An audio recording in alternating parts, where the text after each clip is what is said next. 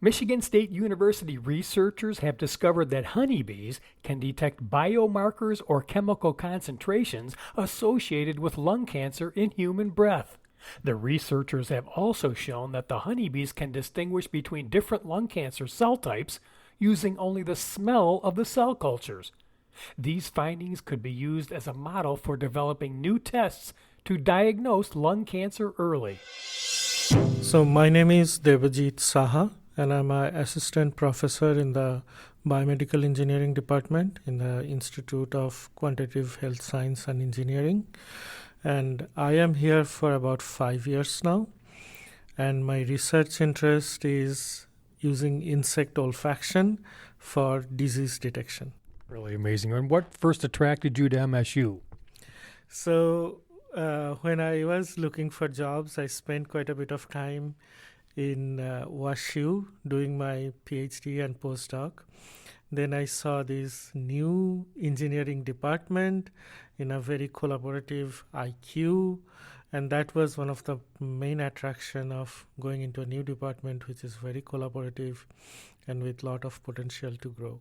Well, Chris Kontag will be happy to hear that. Michael, what about you?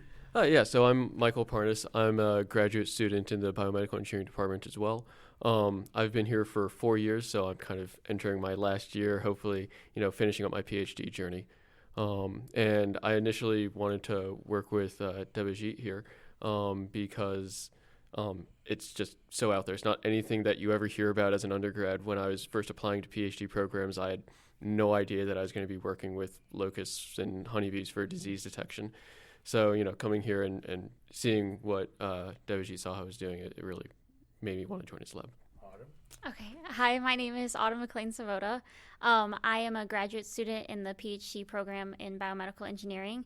I just finished my third year, but I've been at MSU for a while. I did my undergrad here, so longer than Devajit. And I was really attracted to Devajit's work because I'm really interested in neural engineering, learning about neuroscience, but also bridging that gap towards the engineering world and technology as well. That's cool. So, and how did you even originally get interested in thinking about insects and their smells and what they could help us determine? Oh, yeah. So, first of all, I knew pretty early on when I did my postdoctoral work that insects have amazing sense of smell. And then I spent about 8 years to study how they actually encode how the neural signals encode different kind of smells in their brain. So when I did all that work in my postdoc, I thought, why not use that to, use all the knowledge to develop a device that is actually going to smell different diseases, especially lung cancer or oral cancer, those kind of complex diseases. And did you set out specifically honeybees to find lung cancer, or how did you come to that conclusion? Yeah, so initially we started with different just chemicals, which get slightly altered when people has different, cancer, especially lung cancer. So we first injected honeybees with those chemicals. And to our surprise, we saw very clear response to those chemicals. Then we made a mixture of some chemicals which get altered for the lung cancer patient's breath. And then we also saw some differences between healthy synthetic breath versus lung cancer synthetic breath. So when we saw all that, then we wanted to really test using human cell cultures and differentiate between small cell lung cancer, non-small cell lung cancer, and healthy cells. So that was the trajectory we started on. For me, I was kind of there from the beginning working on some of the early stuff with the honeybees, trying to figure out how to do the different surgeries, how to really actually get the data out from the honeybees, along with actually one of the other main authors on the paper who couldn't come today, Alyssa Cox. And so from the very beginning, it was a little bit of a challenge trying to work with the honeybees. They're so much smaller than actually the other insect that we use in the labs, the locust. And so, having to do that and kind of learn all of these new techniques on the honeybees was a very big challenge. But the last part of the study that actually Professor Saha was talking about with the cancer cell lines, that's something that Autumn did a lot of work on. Yeah, so I joined the project late last year, so very recently, and I took over for the cancer cell experiments using the same protocol that Michael and Alyssa established so well beforehand, and kind of continued on to bring it towards a real cellular application. So what do you hope this leads to? I mean, So the hope is to actually smell human breath at some point from a device where an insect brain lives inside, and a human will be able to breathe into that device, and this brain will be able to tell you right away whether we have some, cancer biomarkers in it. So that's the long-term goal. But we are a little bit, we need to make some, progress on that. We need to test our device on human breath, as well as we need to make the device portable. wow, it's really cool. So what are some of the next steps or we'll be working on?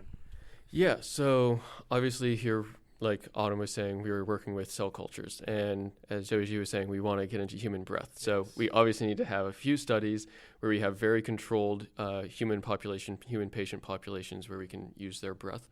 And that's kind of like from the study aspect what we want to do. But there's also a few engineering problems as well they have to overcome.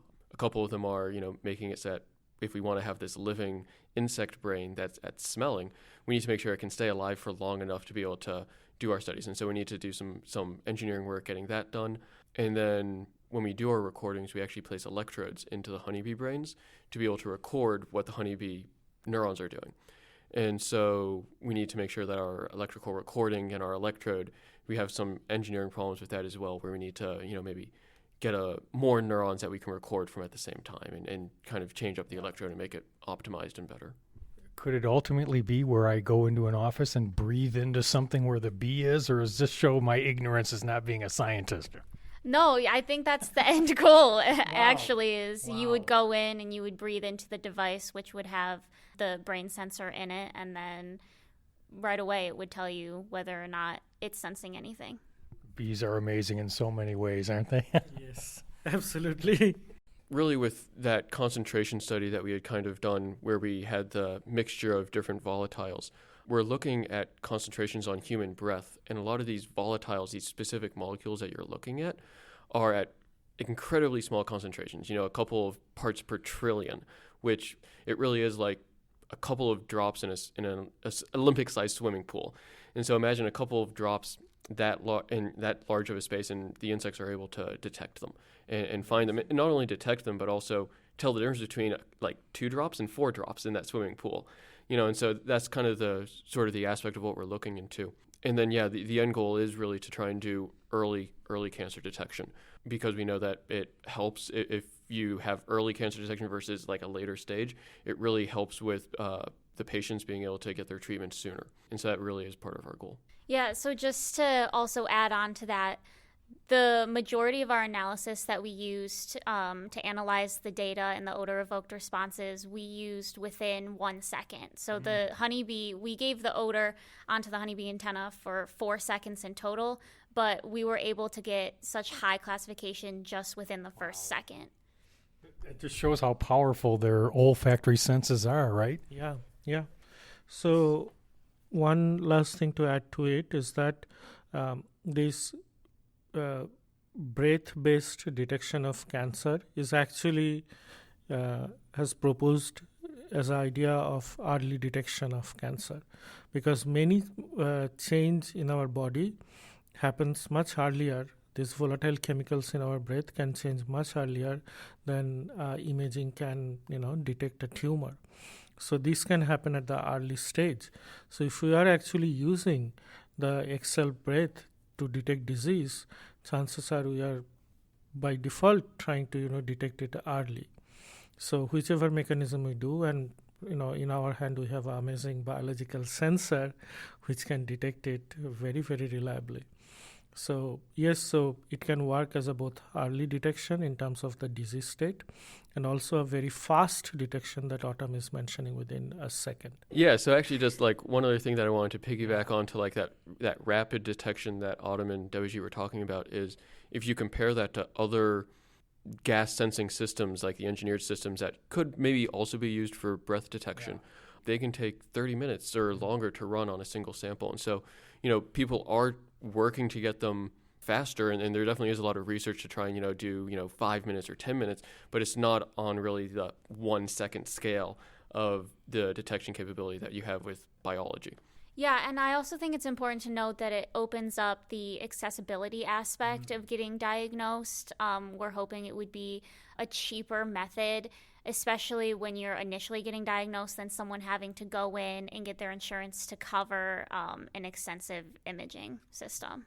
A lot of this was ideas that we got from other labs that have done honeybee olfactory work or honeybee genetic work. There's like a little, we call it a harness, and basically we can we cold anesthetize the bees on ice because they're cold-blooded, they're not warm-blooded like us, and so after a couple of minutes on ice, they actually get cooled off and they can't move anymore, and then we push them into a little harness that kind of holds them right around their neck just below their head because we want access to their brain, so we need the head to be up above. And then we just use some very soft wax actually to hold them in place that they can't escape and they can't move or sting us or anything like that. And then when we're doing our surgeries, we need to make sure that their antennae, which are actually what they use for detection, it's like our noses, we need to make sure that those don't get damaged. And so, again, we have some really low temperature melting waxes that we can put on the antenna to hold them safely out of the way as we do our whole surgery with our sharp, instruments and stuff under the microscope. You can see how not precise they are under the microscope. Well, that's part of what you're learning, right? Yeah, it was definitely a huge learning curve for me working under the microscope, and my hands shake a lot more than I thought that they did. Yeah, at times actually you have to remember to not hold your breath because you're thinking, oh, I'm going to hold my breath and that's going to be more steady. And then you're starting to shake more and more. It's like, oh no, I have to breathe. One thing we want to highlight is that this is the first time we have used insect brain signals to detect diseases. Other people have used behavior before, so that people have trained dogs or even insects to detect specific disease. But this is the first study that shows that you can actually go inside their brain, look at what they're thinking, and from there you can tell which kind of odors they're smelling.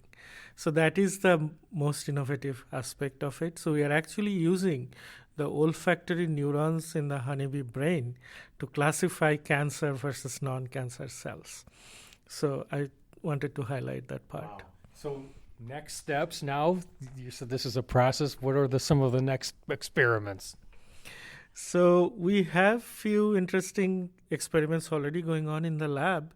So beyond cancer, we are trying to use this sensor to detect endometriosis. So we are getting very promising results with cell cultures and organoid cultures that we can differentiate between endometriotic versus non-endometriotic cell lines. And then one of the most recent study that we are also very excited about is that we are actually saw that there are odor-evoke responses from the PFAS compounds in the environment. So there is a highly chance that these insects can detect PFAS in the environment. So think about that, how cool that will be. So I'm sure from the results that you see, we may have something coming up, and hopefully we can show that these insects can detect PFAS also. So beyond that, Michael is working on, I think he can talk about distinguishing between two types of cancer. So we are trying many different things. So because we have such an amazing, powerful sensor in our hand, I think right now we are basically exploring what is the limit of it. Wow, Yeah. And then obviously at one point we want to go to human breath and see what are the actual challenges to do it on the human breath. But right now we are sort of taking advantage of this amazing new tool to explore new frontiers in different types of disease detection. Yeah, so kind of talking about multiple different types of cancer. For this study, we were looking at just lung cancer. And yes, we had many different types of lung cancer cell lines that the bees were able to differentiate between and detect. And then previously, we've done studies with insect sensors where we've been able to detect head and neck cancer or oral cancers, but it's still just all within that one subtype. And a little bit ago, as I was collecting some data where on the same sensor, I was looking at both lung cancer and breast cancer cell lines. And that would be really helpful because if you're going in for a screen, you don't even necessarily know what type of cancer you have. And so if you can have a sensor that's really generalizable across, not just within a cancer, but across many different types of cancers, it would be a really great general screening device for the early detection that we've been talking about. I mean, it could be part of your regular annual physical, right? You put your breath into something and the bee tells you if you have cancer. Yeah, exactly. Also, to jump off of the generalizability, we're also looking into how the insects learn, because they're very good at generalizing one set of information over a variety of contexts. So that's more of a neuroscience-based experiment that we're working on as well. The research was published in the journal Biosensors and Bioelectronics. I'm Russ White. This is MSU Today.